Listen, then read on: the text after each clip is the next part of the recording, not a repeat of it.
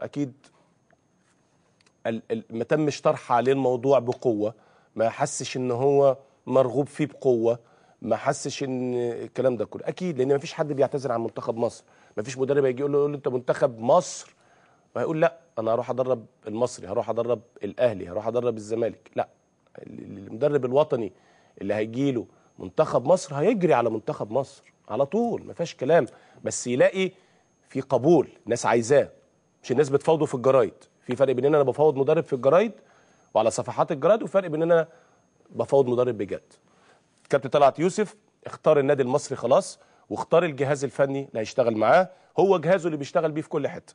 كابتن طلعت يوسف مدير فني، كابتن محمد ابراهيم مدرب عام، كابتن محمد وهبه مدرب، كابتن احمد عبد اللطيف مدرب احمال، كابتن مجدي الشناوي مدرب مساعد، وكابتن حسن نصر مدرب حراس المرمى. على فكره كابتن حسن نصر لعب في المصري فتره برضه ايام ما كان لسه بيلعب، ووقع بالفعل الكابتن طلعت يوسف. مبروك على البورسعيديه كابتن طلعت يوسف، انا بقولها لهم من كل قلبي، مبروك عليكم كابتن طلعت يوسف، مدرب كبير ومدرب محترم.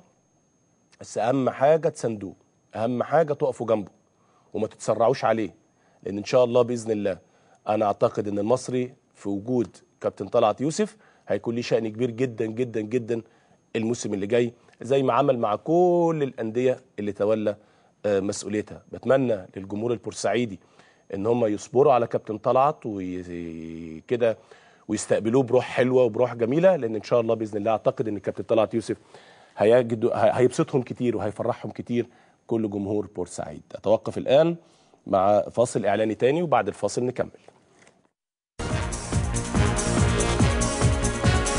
تعاقدوا مع النادي المصري، الاستاذ احمد الضبع قال ان تم التاجيل ليوم الخميس المقبل ليقدم المصري مستنداته التي تدعم موقفه.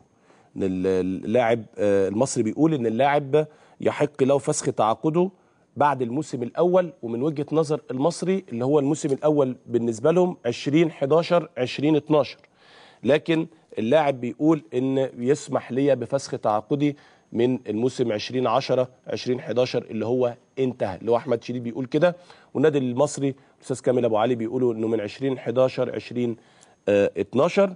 وقال ان بالتالي النادي الاهلي ادى النادي المصري فرصه ليوم الخميس الجاي يقدم مستنداته وما يؤيد موقفه، وبعد كده هياخدوا قرارهم بخصوص هذا الموضوع، موضوع انتقال احمد شديد قناوي للنادي الاهلي. ده بالنسبه للموضوع، وبالنسبه للموضوع اللي كان بيهم الناس كلها. عايزين ناخد مجموعه رسائل، بس عندي خبر لطيف قوي ان اوباما بيقول اخيرا ستتحقق رغبتي وسالتقي بميسي الاسبوع القادم. رئيس